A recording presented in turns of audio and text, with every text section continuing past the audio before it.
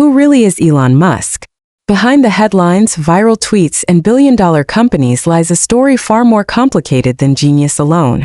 In Walter Isaacson's Elon Musk, we get an unprecedented look into the life of the man who built Tesla, launched SpaceX, and is now reshaping everything from artificial intelligence to social media.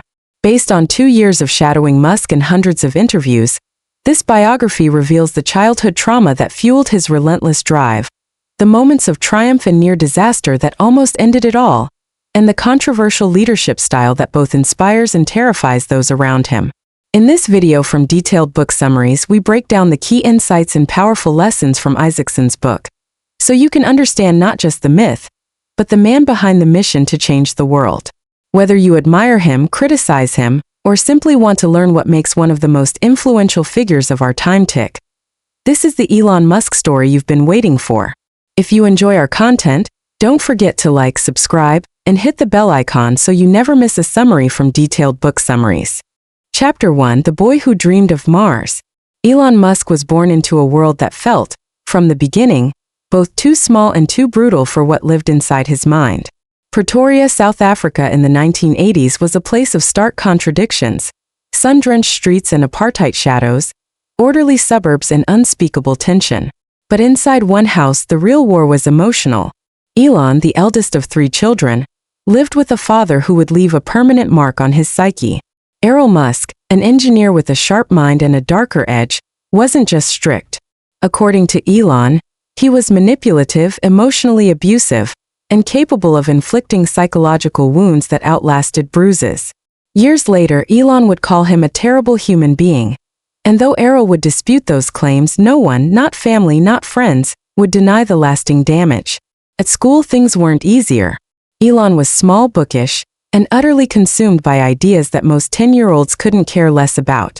He devoured books, from Asimov's Foundation series to Tolkien's epics, finding more comfort in the imagined logic of far-off galaxies than the cruelty of the playground. His encyclopedic memory and unfiltered manner made him a target. The bullying was relentless.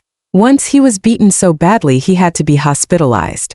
And yet, amid the violence, the loneliness, and the emotional confusion, there was a flicker, something stubborn, defiant, and deeply curious. It showed itself first in code. At the age of 12, Elon taught himself programming and sold his first game, a basic space-themed shooter called Blaster, for around $500. It wasn't about the money. It was the beginning of a relationship with technology that felt less like mastery and more like destiny. Musk didn't just want to use computers, he wanted to bend reality with them. He wasn't chasing escape. He was building tools to survive, and eventually to remake the world that had so often felt hostile to him. But South Africa was never going to be enough. By the time he was a teenager, Elon knew he had to leave. Apartheid politics and compulsory military service only cemented that decision. So he found a loophole. Through his mother, May Musk, a fiercely independent model and dietitian, he obtained a Canadian passport. And with barely more than a duffel bag and a dream, he left for North America at 17. He didn't go with fanfare or guarantees. He went because he believed viscerally that the future he imagined for himself couldn't happen in Pretoria. In Canada, he learned what survival on the edge really meant. He worked on farms shoveling grain, cleaned out boilers in brutally cold factories, and often slept wherever he could, on couches, in dorms, in borrowed rooms. But none of it shook his focus. He enrolled at Queen's University in Ontario, where he met Justine, the woman who would become his first wife. But Elon was never a man to linger. After 2 years, he transferred to the University of Pennsylvania, where he studied physics and economics. The dual major wasn't just a resume play, it reflected his nature. Physics gave him the laws of the universe. Economics gave him the language of systems and markets. Together, they became the twin lenses through which he would view everything. By his early 20s, something had crystallized in him. He wasn't just interested in the internet, he saw it for what it was becoming: the central nervous system of the modern world. While most people saw dot-com fads or quirky new tools, Musk saw infrastructure. He believed the internet would become as essential as electricity or water, and he wanted to be part of building its foundations. He wasn't focused on money, not really. He wanted to make things that mattered, things that would scale, endure, and shift the way people lived. But underneath the technical ambition, there was something deeper and harder to define. A fire that didn't come from inspiration alone, but from damage, from all the moments he had been underestimated, dismissed, or abused. Musk didn't want revenge in the petty sense. He wanted to win on a scale so massive that the entire world, the bullies, the critics, even his own father, would have no choice but to acknowledge what he had become. He didn't drink. He didn't party. He didn't seek balance. What he sought was intensity, purpose that consumed, drive that bordered on manic, and challenges that would crush most people. In his mind, being reasonable was not a virtue, it was a kind of surrender. If a thing mattered, it was worth suffering for. And so, with a vision burning in his chest and no safety net behind him, Elon Musk stepped into Silicon Valley in the mid-1990s. The boy from Pretoria, who once read science fiction to survive his childhood, was now ready to write his own chapter in the story of the future. The world didn't know it yet, but everything was about to change. Chapter 2: The First Battles, Zip2X.com and the PayPal War. When Elon Musk landed in Silicon Valley in the mid-1990s, he wasn't rich, connected, or fashionable. He didn't arrive with a master plan so much as a burning obsession. The internet was growing fast, but most people didn't really understand what it could become. For Musk, the opportunity was obvious. It was the new frontier, the railroad, the power grid, the printing press of the digital age. And he wasn't here to ride the wave. He was here to help shape it. With his younger brother, Kimball Musk, Elon started his first real venture, Zip2. They rented a tiny office, slept on the couch, and showered at the local YMCA. Elon coded through the night and kept a sleeping bag under his desk. They ate cheap food, skipped furniture, and focused all their energy on building a platform that could provide city guides and maps for newspapers, something we take for granted today, but at the time was revolutionary. Zip2 began to grow, but Elon quickly found himself in a war of perspectives. Investors poured in money, but with that came something Musk hated: control he didn't have. They brought in a seasoned CEO, pushed Elon aside, and diluted his decision-making power. He bristled under it. He believed he could outwork and outthink anyone in the room, but now he had to watch as others took the wheel of the company he built. It was a painful lesson in how capital can shape, and sometimes smother vision. Despite the friction, Zip2 was eventually sold to Compaq for $307 million. Elon walked away with $22 million. It was more money than he had ever imagined having, but instead of retreating into comfort, he immediately did something almost no one else in his position would do. He bet nearly all of it on his next idea. While most people were still trying to understand websites, Elon had already moved on to something bigger: online finance. He believed that banking was slow, archaic, and ripe for disruption. So in 1999, he launched X.com, an online payment and financial services company that aimed to let users send money through email and eliminate the need for brick-and-mortar banks. At a time when people were still hesitant to type their credit card number into a web browser, this was almost insane. But Musk believed the future belonged to people who could see past fear and build for scale. X.com quickly attracted attention and controversy. The name itself raised eyebrows. Musk liked that it was edgy, memorable, and a bit mysterious, but others thought it sounded like a porn site. Internally, the team was scrappy and brilliant but volatile. And once again, Elon's relentless personality clashed with the slower-moving instincts of investors and board members. He pushed for aggressive growth, launched new features constantly, and burned through cash at a dizzying rate. Then came the collision that would define his early business legacy: Confinity. Confinity was a rival company founded by Peter Thiel and Max Levchin. It had its own payment service, PayPal, and a different approach to risk, culture, and leadership. At first, they competed viciously. But the overlap was too big and the market too small for both to survive. So they merged. Elon's X.com and Confinity became one company, still called X.com at first, and for a while Elon was CEO. But the merger didn't smooth things over. It only raised the stakes. Musk and the PayPal crew never really trusted each other. Elon wanted to migrate everything to Microsoft-based systems. Levchin's team, being staunch engineers, thought that was a technical disaster.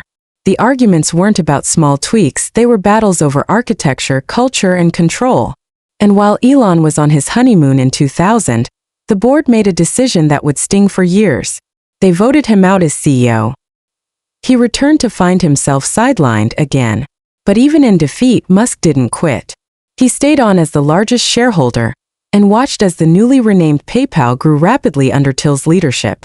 Eventually, in 2002, eBay acquired PayPal for $1.5 billion. Musk walked away with $180 million. Most people would retire. Musk doubled down. He had endured his first major public takedown. He had been told by boards, by executives, by experts, that he was too intense, too controlling, too strange. But Elon didn't internalize failure the way most people do. To him it was fuel. The lessons from Zip2 and X.com had been harsh. If you don't control the company, you don't control the mission. If you trust the wrong people, they'll take your dream and reshape it into something safer, smaller, and duller. From that point forward, he decided never to let it happen again. He had the money now. And more importantly, he had the clarity. He wasn't going to be just another entrepreneur with a few successful exits. He was going to build companies that aimed for things most people thought were impossible. He looked around and saw a planet plagued by traffic, climate risk, fragile internet infrastructure, and a species that still hadn't left its own cradle. In that moment, Elon Musk chose to stop playing the game of business. He was going to play the game of history. And the next chapter? It would begin not with a spreadsheet but with a rocket. Chapter 3: Rockets, Ridicule, and the Rise of SpaceX. It started, as many of Elon Musk's biggest decisions do, with a question that sounded like a punchline. Why can't we send a greenhouse to Mars? He wasn't joking. In the early 2000s, flush with cash from the PayPal sale but restless and unsatisfied, Musk found himself spiraling deeper into a question that most people only toy with in science fiction. What if humanity actually became a multiplanetary species? Not as a gimmick, not in a movie, but for real. It wasn't idle fantasy. Musk saw Earth not just as a home but as a risk. We were vulnerable to environmental collapse, to nuclear war, to stupidity. If something went wrong, there was no backup. In his mind, the survival of our species depended on getting off this rock. But for all the talk from NASA and other agencies, nothing was happening. The space industry had become bloated, bureaucratic, and safe. Too safe. No one was dreaming anymore. So Elon decided to do what he always did when the world failed to deliver what it promised. He would build it himself. SpaceX was born in 2002 almost out of spite. At first, Musk thought he could buy a refurbished Russian rocket, load it with a small biosphere, and launch it to Mars to ignite public interest in space again. But the Russians mocked him, even laughed in his face. On one infamous trip, after days of negotiations and vodka-soaked meetings, Musk realized they weren't taking him seriously. So on the flight back, while others were asleep, he opened his laptop and started doing the math. Could he build a rocket from scratch? The answer came slowly but clearly, yes. He would have to start with almost nothing. No launch pads. No aerospace legacy. No trust from the industry. But he had one massive advantage: ignorance of the limits. Where traditional engineers saw barriers, Musk saw numbers to optimize. And so, from a small warehouse in El Segundo, California, a group of young, underpaid, and overworked engineers began trying to do what no private company had ever done: build and launch orbital rockets at a fraction of the cost NASA could manage. They were young. They were brilliant. They were broke. And they were working 100-hour weeks for a man who believed failure was a step, not a stop.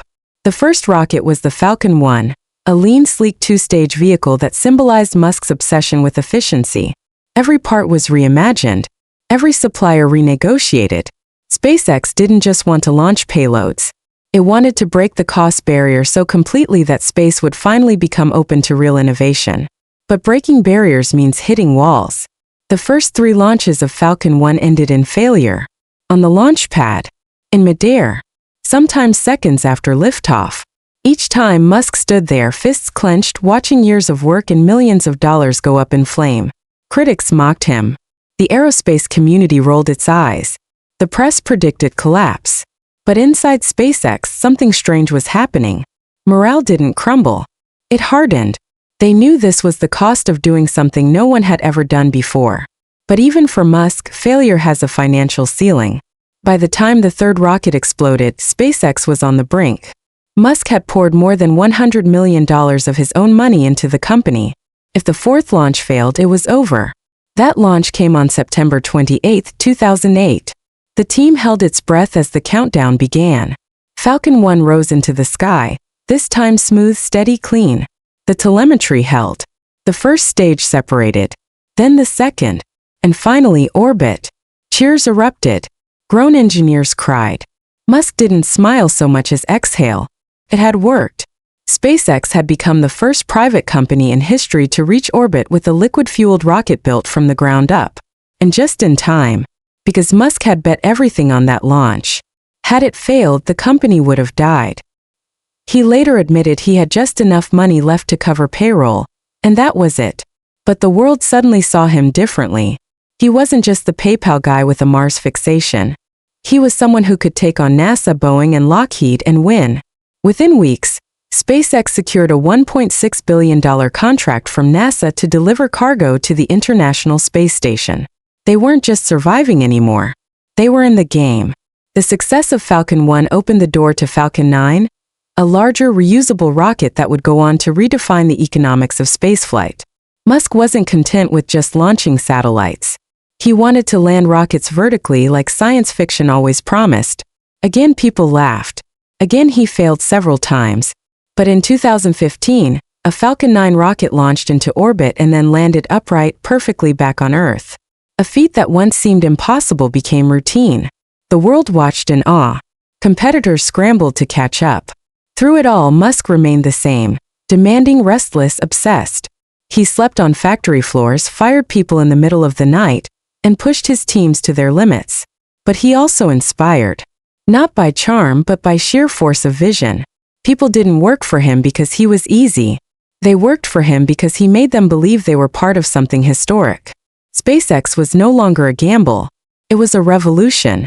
It had restored a sense of adventure to an industry that had grown stale. It had shown that private enterprise could do what only governments once could.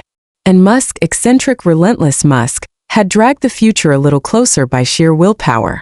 But he wasn't done. While SpaceX reached for the stars, another battle was brewing. This time under our very wheels. And it started with a question just as audacious.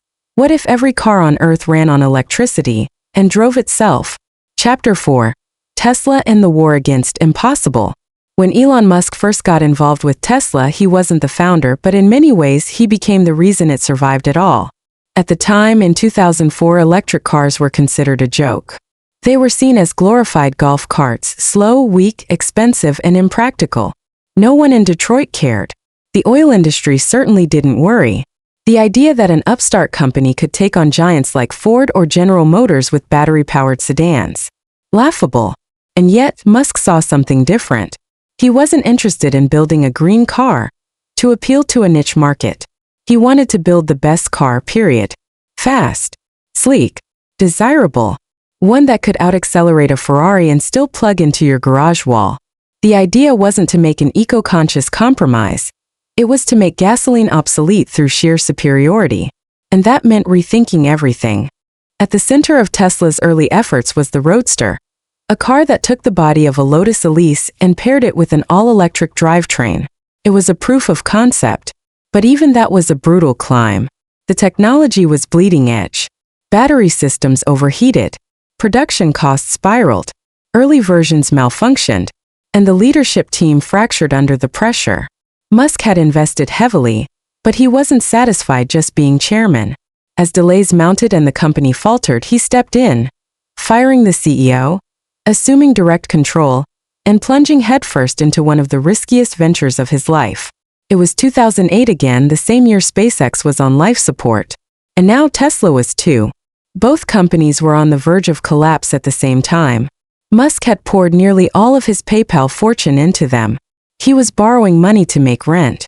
Friends advised him to pick one. Advisors warned him to stop. But Musk refused.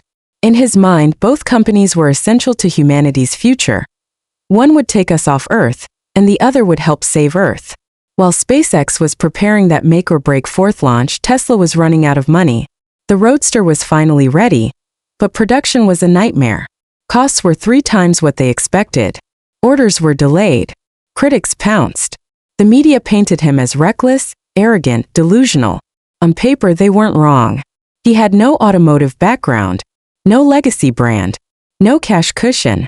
What he had was a willingness to endure punishment. He micromanaged. He redesigned parts himself.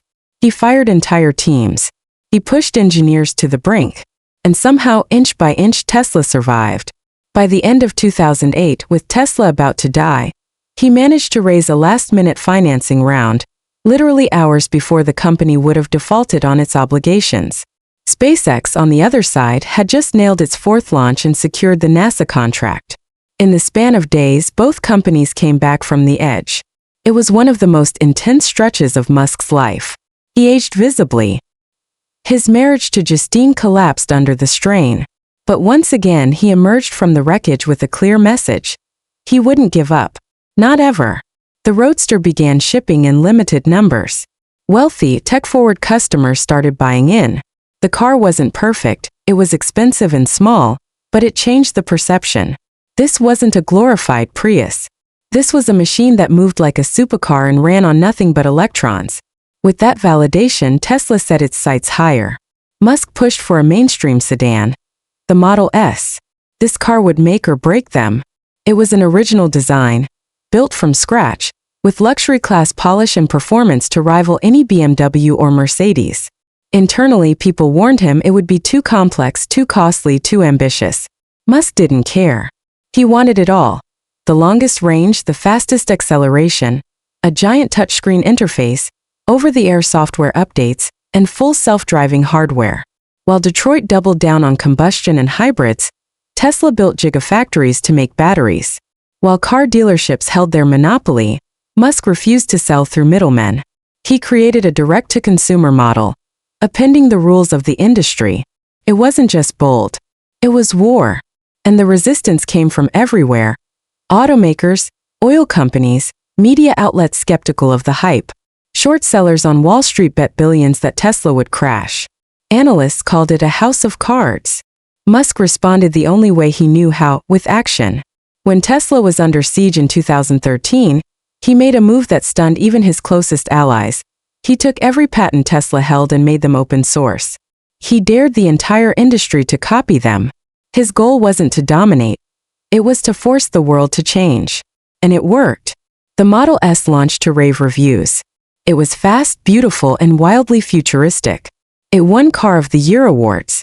It proved that electric cars didn't have to be compromises, they could be the dream. But Musk didn't slow down. After the Model S came the Model X, then the more affordable Model 3. Production was brutal. Tesla flirted with bankruptcy again.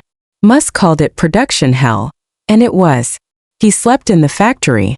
He lived on the line with the workers. He fired people on the spot. And yet he kept going. Today Tesla isn't just a car company. It's an energy company, a battery innovator, a robotics firm. It produces solar roofs, autonomous driving systems, and AI-powered vision stacks. It's valued higher than any automaker on the planet, not because of what it builds today, but because of the future it aims for. The war against impossible isn't over. But Elon Musk, through Tesla, proved one thing loud and clear. If you refuse to accept the world as it is, and you work like hell, you might just change it. And as his electric empire surged, his mind turned again to the stars.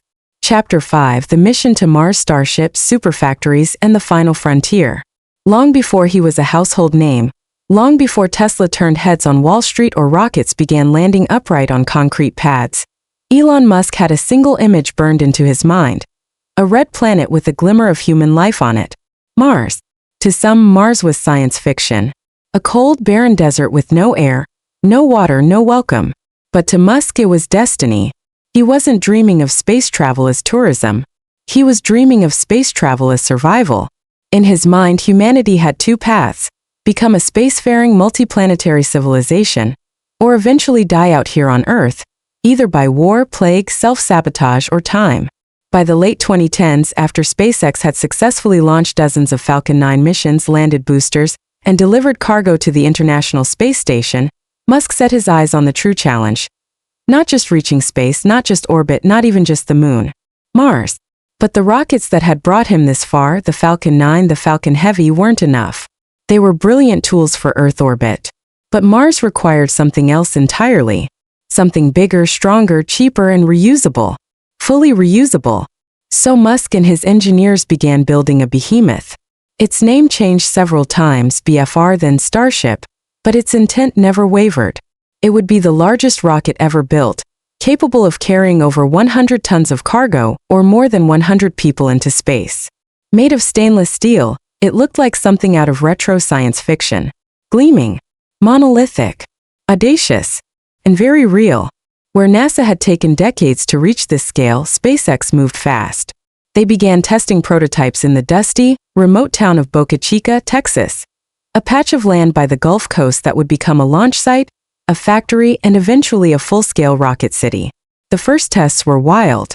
Giant steel tanks called Starhopper would rise just a few meters off the ground, wobble, and land. Then came the SN prototypes, serial numbers one after another. Some flew. Some exploded. One turned into a fireball on national television.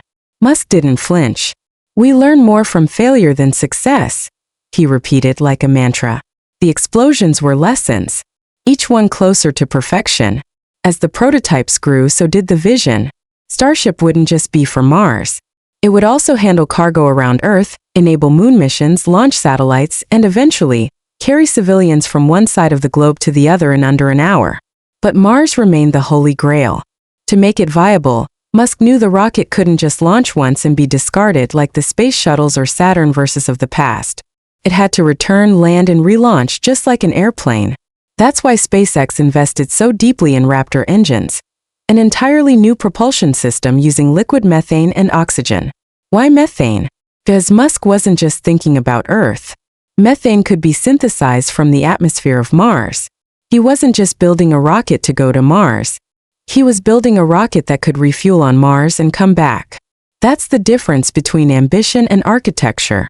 Meanwhile, the scale of what he was building demanded a new kind of manufacturing. In the same way that Tesla's gigafactories had redefined battery and car production, Musk wanted to scale rocket production with assembly line precision. SpaceX wasn't building one Starship. They were designing the system to build hundreds, and then thousands. One for Earth orbit, one for the Moon, one for cargo, one for Mars. In parallel, Musk began rallying public and private institutions to align with the mission. He pitched NASA and won contracts to develop a lunar lander version of Starship. He met with world leaders. He teased Mars colonization timelines. Sometimes they sounded impossibly close. 2026, 2029.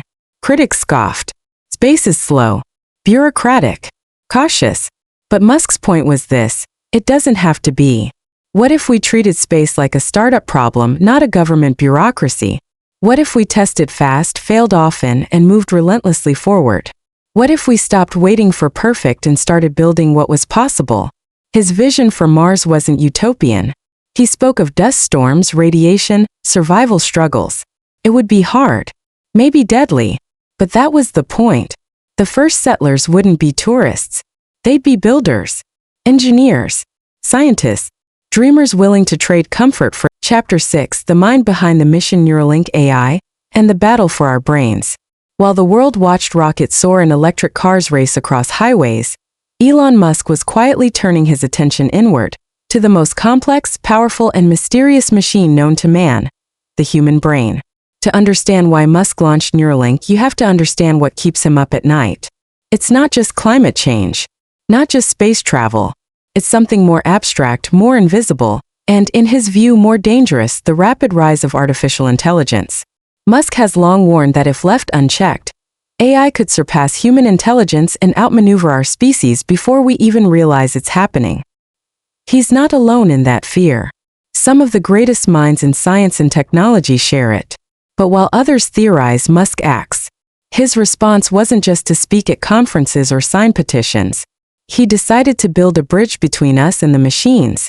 That bridge became Neuralink. Founded in 2016, Neuralink's mission was almost science fiction: to create a brain-computer interface, a device that could be implanted into the human skull and allow the brain to communicate directly with computers. No keyboard, no screen, just thoughts. First it sounded wild, dangerous, implausible, but for Musk it made perfect sense. If AI was going to evolve rapidly, And we, as humans, were at risk of being left behind. The only solution was to evolve with it. To merge, as he put it. Not to become machines but to enhance our minds. To access knowledge instantly. To control devices with intention alone. To restore lost abilities and someday even expand them. The earliest versions of Neuralink's device were designed to help people with spinal cord injuries, giving them the ability to move a cursor on a screen, or eventually regain movement through a brain-controlled robotic limb. These applications were real, compassionate, and medical. But they were just the start. Neuralink's team wasn't working in a typical medical lab. They were operating with the speed and ambition of a tech company, prototyping hardware, building surgical robots, testing implants on animals. They even designed a robot that could perform the brain implant surgery with extreme precision, reducing the risk and making the process scalable. By 2020, Neuralink was ready to show its work to the public. In a live demo that felt part science fair, part revolution, they revealed a pig named Gertrude who had a Neuralink chip in her brain. As she rooted around her pen, a monitor showed real-time data from her neurons firing. It was basic but profound. The audience wasn't just watching a pig, they were watching a brain stream live. Skeptics were quick to raise concerns. About safety, about ethics, about surveillance, about control. And those questions were valid. The idea of embedding a chip in the brain touches every fear we have about privacy, autonomy, and the future of what it means to be human. But Musk kept pushing. In 2024, Neuralink received FDA approval for human trials. The first patient, a person who had lost the ability to move their limbs, was implanted with a Neuralink chip and in time could move a computer cursor with nothing but thought. It was a breakthrough. Not just a concept but a real-world impact. Musk's vision, though, goes further. In the future he imagines humans could store memories, replay them, learn skills faster, and connect minds directly. Two people sharing thoughts with no words. A paralyzed person walking again. A blind person seeing. A human accessing the internet with a single thought. It's bold, frightening, exhilarating. And at the heart of it is Musk's urgent belief that we must get ahead of AI, not trail behind it. In his words, if you can't beat it, join it. But Neuralink also reveals something deeper about Musk's mindset. He doesn't see boundaries between disciplines. To him, space, energy, transportation, and the mind are all part of the same puzzle. How do we survive the future? How do we scale consciousness? How do we preserve the spark of human creativity in an age where machines may soon surpass us in every measurable way? He's not waiting for universities or governments to solve these questions. He's building the solutions himself. To some, Neuralink is a marvel. To others, it's a line too far. But one thing is clear, the way we think about thinking has changed. And Musk, once again, is dragging the world into a conversation it wasn't ready to have. Because while most leaders are still debating the next version of a phone or a car, Musk is asking a different question altogether. What if your thoughts could shape the world directly? What if your mind could go where your body never could? And what if the future of humanity doesn't lie in resisting technology, but in wielding it as an extension of ourselves? In Musk's world, the limits of the body, the brain, and even the planet itself are all just technical problems waiting for the right engineers. Chapter 7: Firestorms and Fallout, Twitter, Controversy, and the Cost of Speaking Out. If Elon Musk's work with Tesla, SpaceX, and Neuralink has made him a visionary, his presence online, particularly on Twitter, has made him a lightning rod. For most CEOs, public statements are filtered through legal teams and polished PR departments. But Musk is different. His Twitter feed isn't a curated press release. It's a digital diary, a battleground, a meme board, and often, a grenade with the pin already pulled. Musk tweets impulsively, often in the middle of the night. Sometimes joking, sometimes scathing, sometimes cryptic. He'll swing from launching a rocket to posting a meme about communism. One moment he's teasing new technology. The next, he's taunting short sellers or calling regulatory agencies the fun police. For better or worse, it's unfiltered, and that's the point. But this unpredictability has come with consequences. In 2018, Musk tweeted that he was considering taking Tesla private at $420, and that funding was secured. The markets exploded. Tesla stock surged. But the SEC, the U.S. Securities and Exchange Commission, wasn't amused. The statement wasn't backed by a formal plan. There was no confirmed funding. The tweet, in their view, misled investors. The fallout was immediate. Musk was sued by the SEC, forced to step down as Tesla's chairman, pay hefty fines, and agree to have certain tweets pre-approved by legal counsel. For any other executive, it might have been the end of their career. For Musk, it was another round in a much larger fight, a fight over control over freedom of speech, and over how much chaos a person is allowed to stir when they also happen to be revolutionizing 3 industries. But the storm didn't stop there. Over the years, Musk has waded into political debates, pandemic discourse, cryptocurrency speculation, and pop culture feuds. He's joked about Dogecoin, clashed with US senators, criticized lockdowns, doubted vaccine mandates, and posted memes that left people unsure whether he was trolling or serious. And maybe that's the point, he's both. And neither. For his supporters, Musk's outspokenness is a breath of fresh air in a sanitized corporate world. They see him as a renegade genius who dares to say what others won't. For critics, it's recklessness dressed as charisma. Irresponsible, manipulative, sometimes cruel. Then came 2022. Musk, already the richest man in the world, announced his intention to buy Twitter itself. The move stunned observers. Why would the CEO of Tesla and SpaceX want to take over a social media company? Musk's answer was blunt. To protect free speech. He believed Twitter had become a place of ideological bias, censorship, and silencing of dissent. He wanted to restore it as a digital town square. Raw, open, messy, and uncensored. But the deal itself was anything but clean. First, he offered $44 billion. More than most believed Twitter was worth. Then he hesitated. Tried to back out, was sued, forced to go through with it. And in late 2022, Elon Musk officially became the owner of Twitter. What followed was chaos. He fired top executives on day one, laid off thousands of employees, changed verification systems, reinstated banned accounts, posted controversial polls to make policy decisions. Some hailed it as a cleansing of corporate rot. Others called it the dismantling of a platform in real time. Advertisers fled. Users panicked. But Musk didn't flinch. He rebranded Twitter as X, reshaping it into what he called the Everything app. A platform for speech, payments, news, video, and AI, all under one roof. Just like his rockets, he was tearing it down to build something bigger. Something harder to define. Something more him.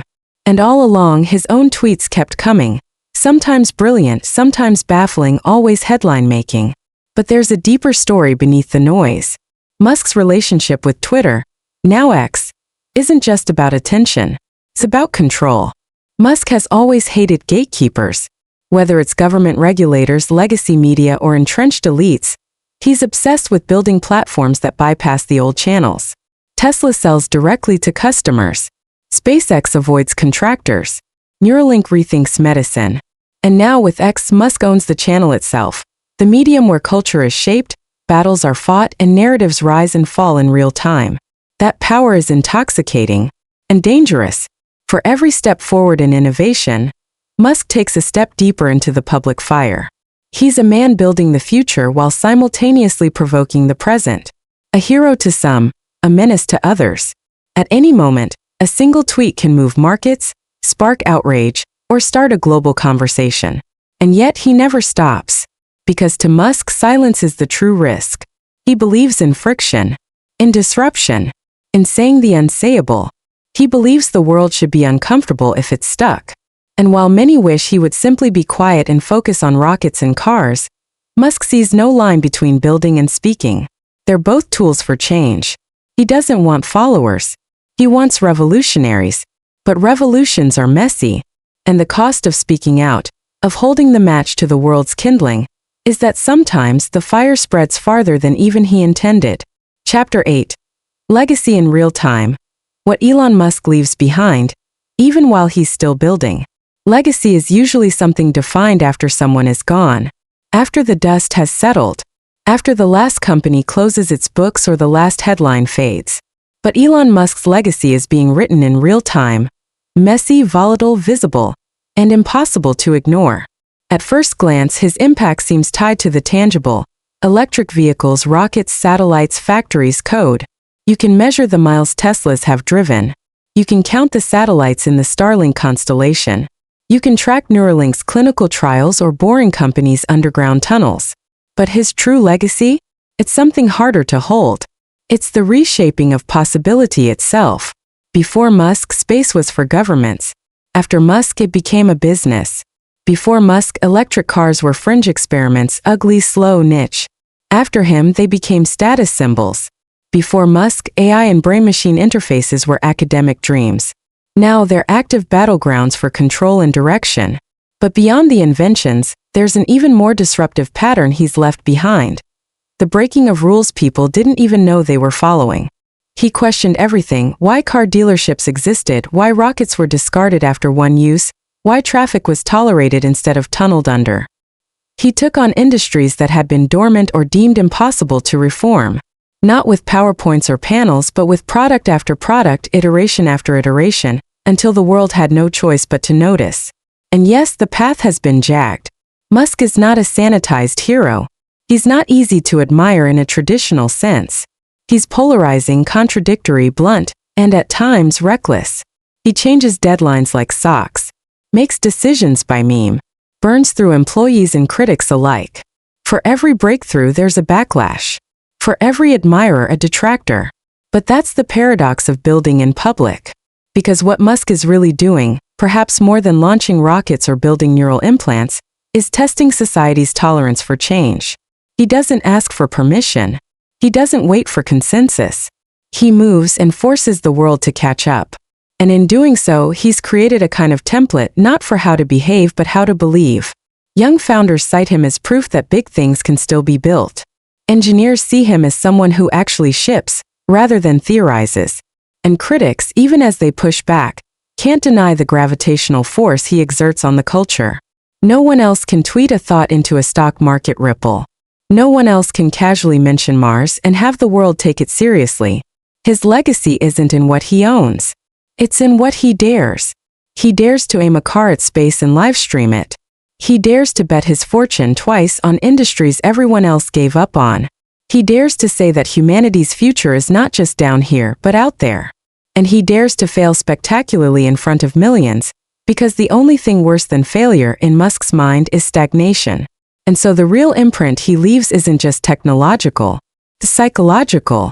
He's shifted what people think is possible within a lifetime, not just by dreaming but by doing. Not just by inventing but by iterating. Not just by inspiring but by executing ruthlessly, relentlessly, sometimes chaotically but undeniably. In the end, Elon Musk's legacy may not be any one company. Not Tesla. Not SpaceX. Not Neuralink X or the Boring Company. It may not even be Mars. It may be this. He made the 21st century feel like a science fiction novel worth reading again. He reminded the world that we don't have to coast. That progress isn't automatic. It's built. One failure at a time. One prototype at a time. One impossible idea at a time. And whether you love him, fear him, or simply observe him from the sidelines, one thing is certain. He's not done. Not even close. Because while others are trying to build a future within the lines, Elon Musk is busy redrawing the map entirely. And he's doing it in real time. Chapter 9: Mars or Bust. The final frontier is humanity's backup plan. For most people, Mars is a distant red in the night sky. A planet of dust, cold, and silence. For Elon Musk, it's something else entirely. It's a mission. A backup drive for civilization. The next chapter in the human story. Musk doesn't talk about Mars like a dreamer. He talks about it like an engineer. Not if, but when. Not poetic speculation but cost breakdowns, fuel logistics, and mass calculations.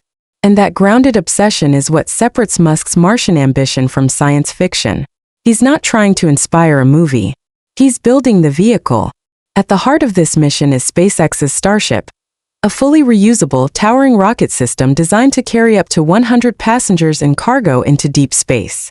Standing taller than the Statue of Liberty, Starship isn't just a rocket. It's a bet. A bet that humanity can reach beyond the moon, set foot on another planet, and stay there. Why Mars? Why now? In Musk's mind, the answer is urgent. He believes humanity faces existential risks. Not in centuries, but in decades.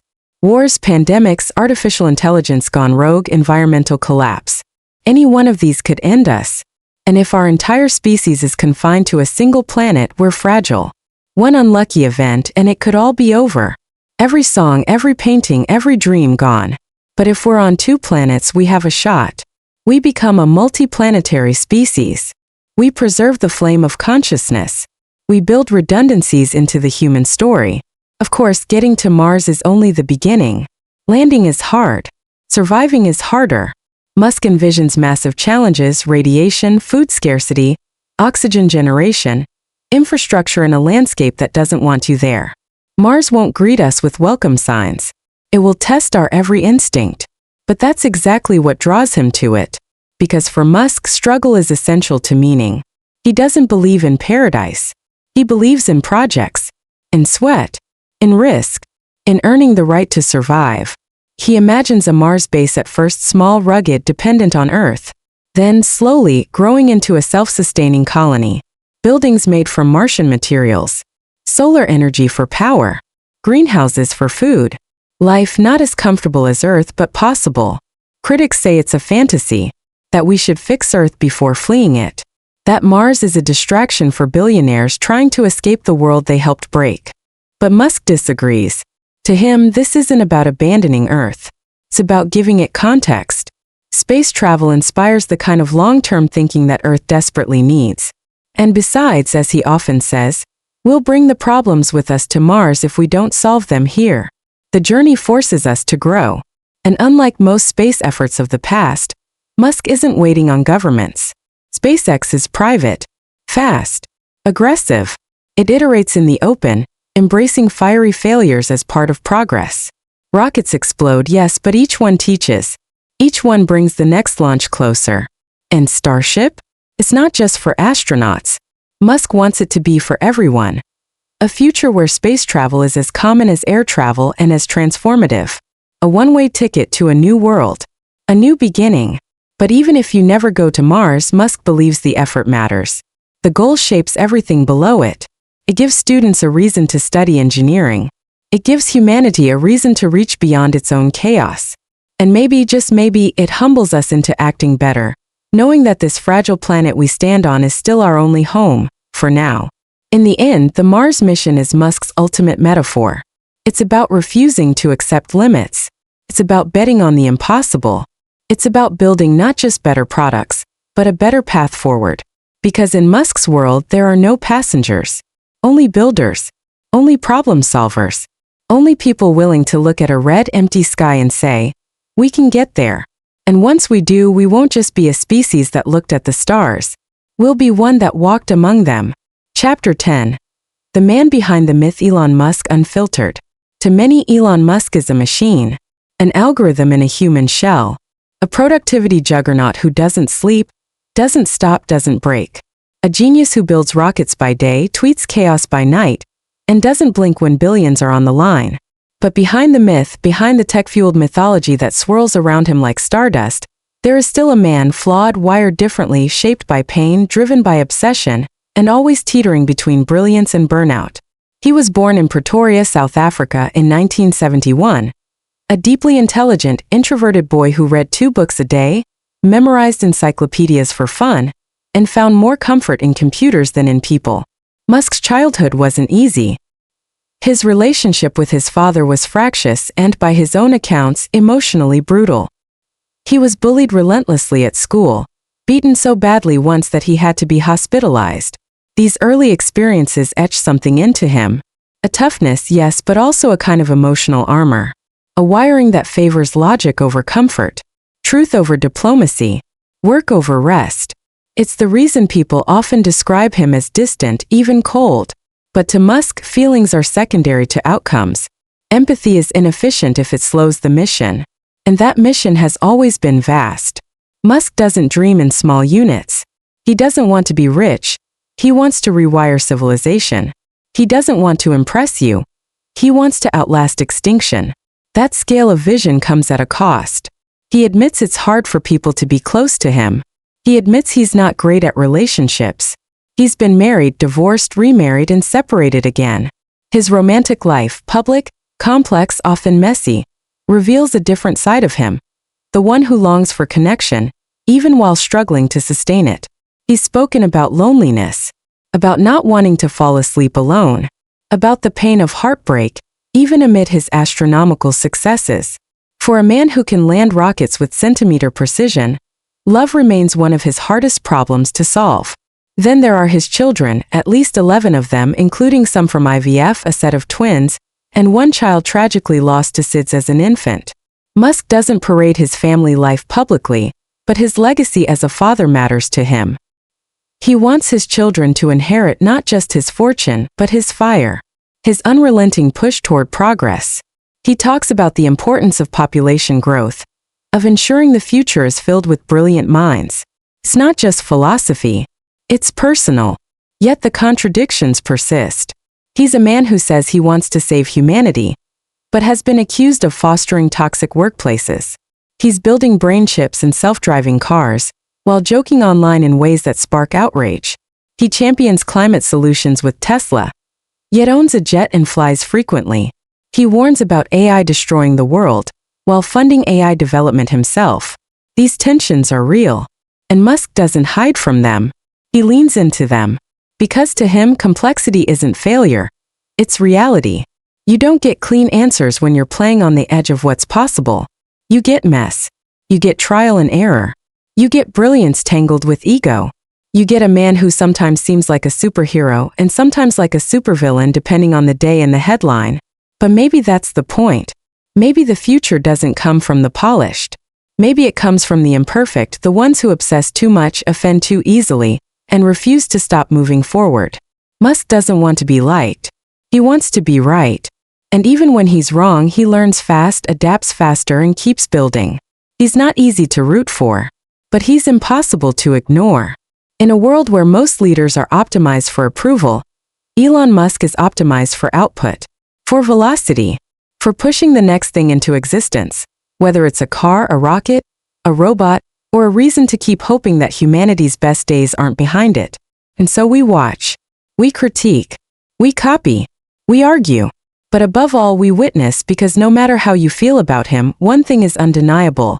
Elon Musk has turned himself into a mirror that reflects our dreams, our fears, our contradictions. And maybe in that reflection we're not just learning about him, we're learning about ourselves. Chapter 11.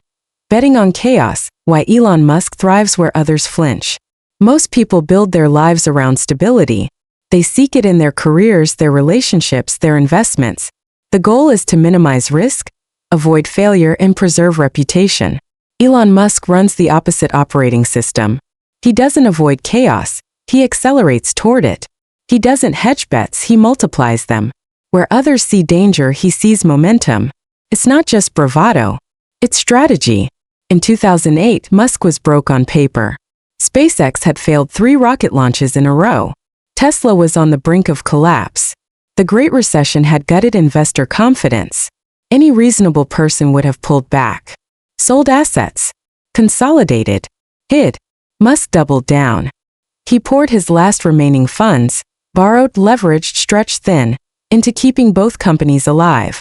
He bet everything on the 4th rocket launch. If it failed, SpaceX would die. If it worked, everything might change. It worked. That Falcon 1 launch became the inflection point. NASA took notice. A contract followed. Tesla, too, clawed its way out of the abyss and went public 2 years later. But Musk didn't just survive the chaos, he used it as fuel. Because when systems are breaking, the rules get rewritten. And Elon Musk is a master of rewiring. Even today, he thrives on turbulence. He courts volatility. While most CEOs try to control the narrative, Musk jumps into the fire. Twitter, now rebranded X, is the perfect example. When he acquired it in 2022, it was already a lightning rod for controversy. Its business model was shaky, its user base divided. The acquisition itself was chaotic. Lawsuits, firings, late-night tweets, a complete gutting of the old infrastructure. It looked like madness. But for Musk it was familiar terrain. He didn't buy Twitter for comfort. He bought it to test ideas. Free speech, open algorithms, creator payouts, payments infrastructure. He saw the chaos not as a threat, but as a laboratory. That's Musk's core advantage, his ability to make volatility work for him. While others panic, he experiments. While others retreat, he iterates. He treats chaos as a canvas. The more pressure, the sharper his focus. The more public the collapse, the bigger the opportunity to build something new in its place. But chaos isn't just external. It lives inside him too. He's open about his neurodivergence, his Asperger's diagnosis, his atypical communication style. His brain doesn't filter the way others do. He fixates. He obsesses. He operates in bursts of relentless energy and isolation. And while that makes collaboration hard and relationships harder, it gives him an almost superhuman endurance in high-stress environments. While others sleep, he's solving.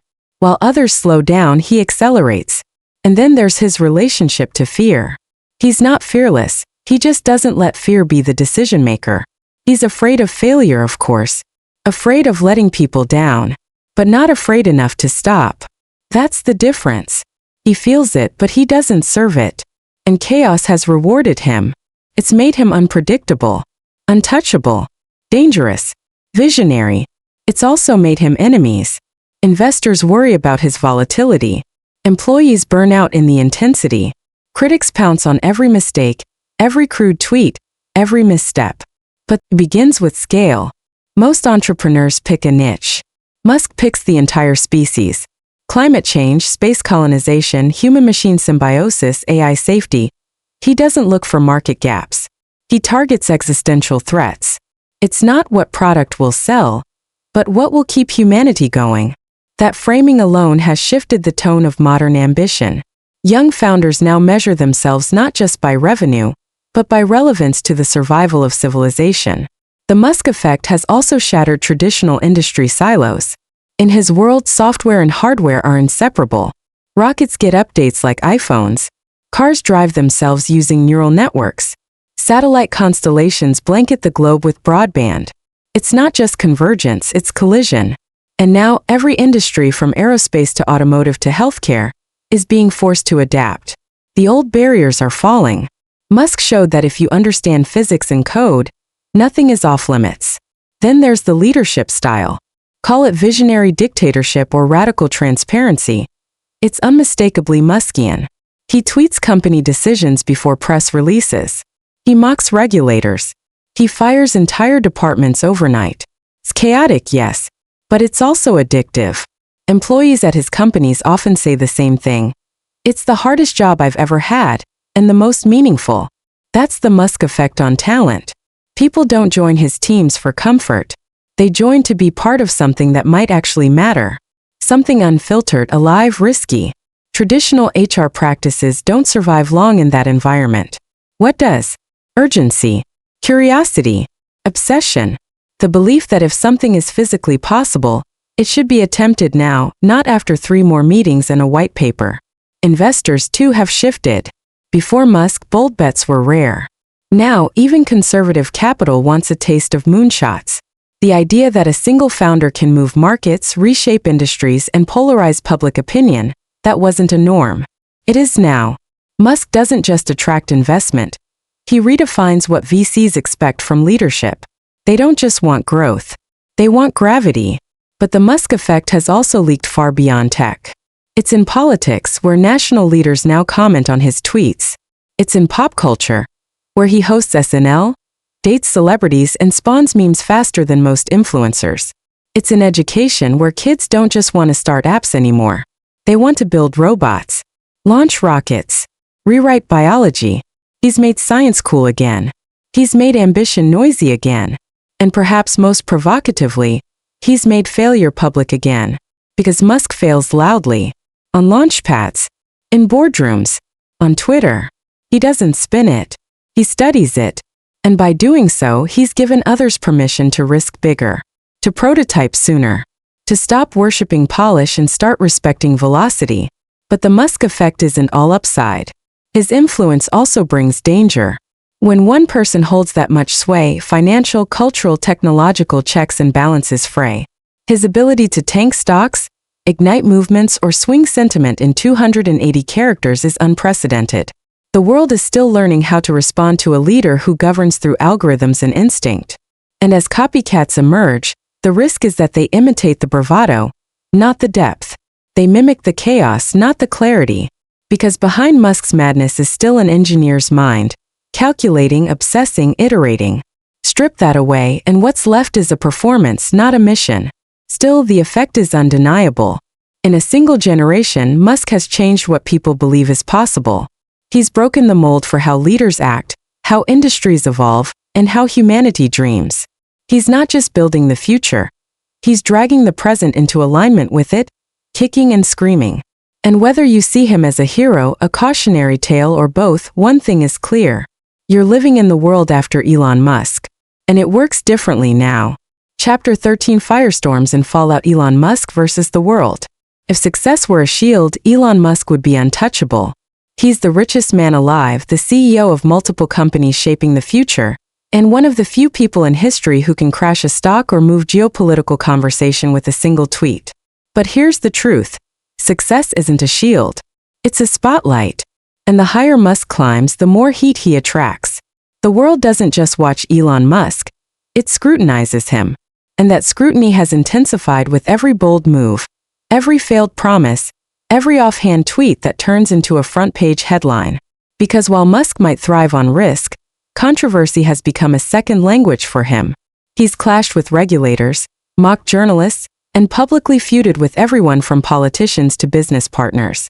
He's called the SEC the Short Seller Enrichment Commission, fired shots at President Biden for excluding Tesla from EV events, and even inserted himself into international diplomacy, offering unsolicited peace plans for the Russia-Ukraine war via Twitter.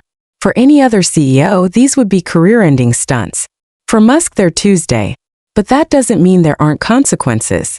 When he smoked marijuana on Joe Rogan's podcast in 2018, Tesla's stock wobbled, and the U.S. military reportedly reviewed SpaceX's security clearances.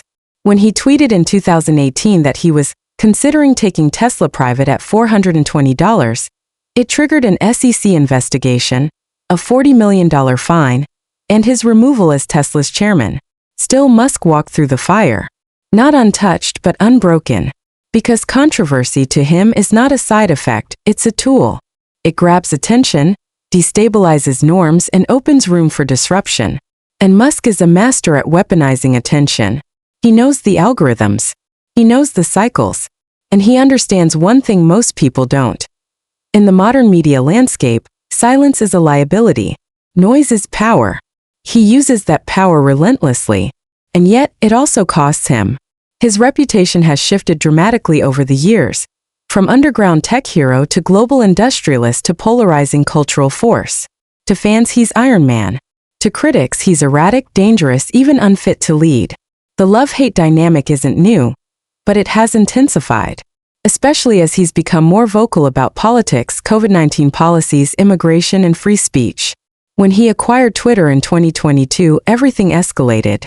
Suddenly, he wasn't just commenting on the media.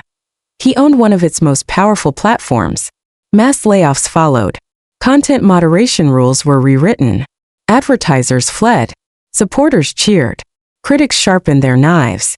Musk didn't blink. He said what he always says when under fire. The mission is more important than approval. But approval does matter in the court of public opinion, especially when public trust becomes part of a company's brand. Tesla has felt that tension. So has SpaceX. Even XAI, his artificial intelligence venture, is caught between admiration and alarm. Because Musk doesn't just build systems, he becomes the system. And when he stumbles, everything connected to him trembles. Still, he keeps moving forward. His resilience isn't built on charm or politics. It's built on conviction. When the world attacks, Musk doesn't retreat, he builds. A new rocket. A new plant. A new feature. A new fight. The criticism doesn't slow him down. If anything, it fuels the next launch sequence. But here's the paradox. Elon Musk is both the architect and arsonist of his legacy.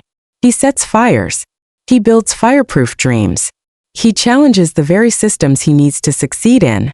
And that contradiction is what keeps the world locked on him. He's not just fighting competitors, he's fighting inertia, bureaucracy, public perception, and sometimes himself. The pressure is immense. The expectations are crushing. But he doesn't seem interested in being understood, only in being effective. And so the storm continues. The headlines keep coming. The platforms keep evolving. The lawsuits stack. The critics shout louder. And Musk? He keeps building.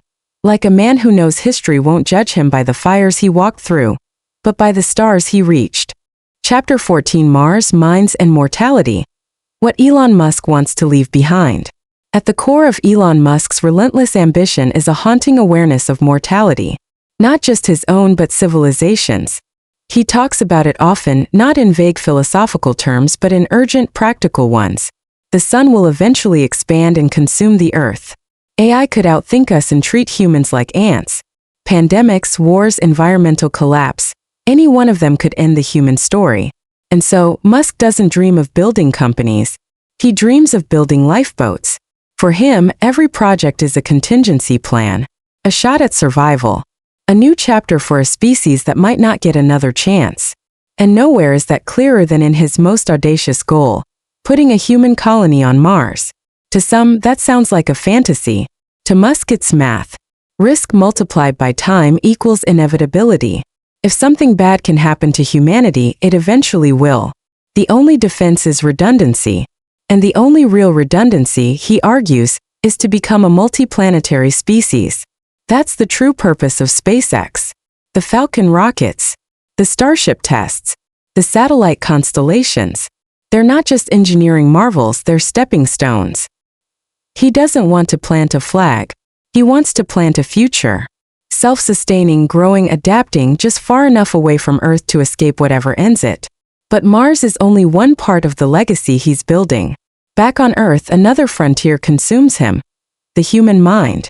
Neuralink, his brain-computer interface company, may sound like science fiction, but its mission is shockingly grounded, at least in Musk's logic.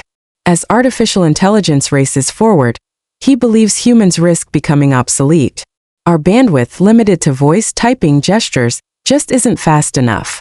Machines will think in gigabits. We'll still be poking at screens. Unless we evolve. Neuralink proposes a radical solution. Merge with the machine. Not metaphorically. Literally. A chip in your brain. Enabling direct communication between mind and computer. At first, the applications are medical, restoring mobility, treating paralysis, giving sight to the blind. But Musk thinks bigger. Much bigger. If we can interface directly with AI, he says, we don't have to be left behind. We can become symbiotic. We can steer the future instead of being overwritten by it. And so, just as SpaceX is building a backup for the body, Neuralink is building a backup for the brain. It's not about escaping death. It's about outpacing it. But what does Musk want, really, when the rockets are built and the chips are implanted? Fame. He already has it. Fortune. He's surpassed it.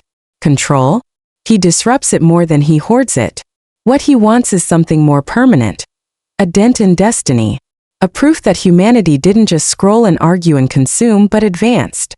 That we took our intelligence, our tools, our restlessness and pointed it toward survival, not destruction. Legacy for Musk isn't a statue. It's momentum. If people remember him at all, he'd rather they remember the trajectory he helped set. Not as a flawless visionary but as the person who asked, what if we aimed higher?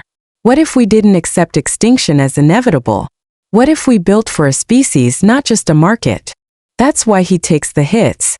Why he doesn't quit when things implode. Why he embraces the absurd scale of his goals.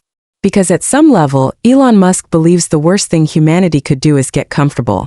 The truth is, he doesn't expect to live forever. He might not see Mars colonized.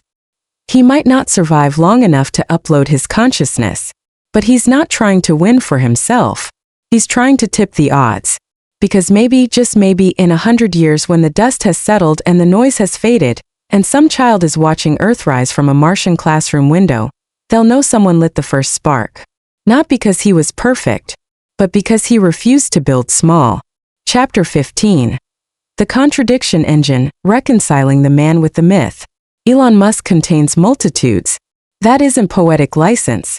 It's the only way to make sense of him. He is both the dreamer and the disruptor, the futurist and the firestarter. He inspires and alienates, builds and breaks, uplifts and exhausts. His existence doesn't tidy itself into a neat arc. He is a contradiction engine, and somehow the friction keeps him moving. On one hand, he is a pure idealist. He talks like a sci-fi protagonist who stepped out of a novel and into a boardroom. Colonize Mars. Fix climate change. Make AI safe. Connect brains to computers. These are not side projects. These are his compass points. His companies are built on ideas that most billionaires wouldn't even speak out loud. But then there's the other Musk, the capitalist, the hard-nosed operator who slashes budgets, grinds employees down with impossible timelines, and dismisses work-life balance as a distraction from the mission. At Tesla, at Twitter, at SpaceX, his leadership is intense, sometimes brutal. He doesn't tolerate hesitation. He doesn't wait for consensus. The mission trumps morale. Always. So which is he? The man who wants to save the species or the man who burns people out trying? The answer is both. And that's the tension that defines him. He pushes for ethical futures using unethical methods. He champions transparency while operating with secrecy. He builds tools for connection but seems at times disconnected from the very people using them. And then there's the contradiction between his intellect and his instincts. Musk is staggeringly intelligent. Not just in one field but across physics, software, economics, aerospace, and energy. He learns fast, iterates faster, and asks questions that cut through decades of industry groupthink. His technical contributions are real. His curiosity is insatiable. But his public behavior? It often seems impulsive, emotional, even juvenile. He trolls. He mocks. He challenges people to cage fights. He makes promises that crumble on contact with reality. And for every carefully engineered rocket, there's a recklessly launched tweet. These contradictions extend to his legacy. He's a climate warrior who bought Twitter on a whim. A self-declared free speech absolutist who bans critics. A man who warns about the dangers of AI while building his own AI company. A man who wants to empower people, and yet sometimes acts like he's the only one smart enough to lead. But maybe that's the price of moving at his speed. The world wants consistency. Musk trades in chaos. He doesn't wait to align his values perfectly. He acts, experiments, corrects mid-flight. And that's why he makes progress while others debate frameworks. He's not always right. He's just always moving. The people closest to him often describe the experience of working with him as both exhilarating and exhausting. You feel part of history until you feel like history's collateral damage. The same people who admire his genius often struggle with his volatility. They believe in the mission but sometimes question the man. And yet they stay. Because even in his contradictions, Musk represents something rare. A person who is not pretending. Love him or hate him, he's not polished. He's not packaged.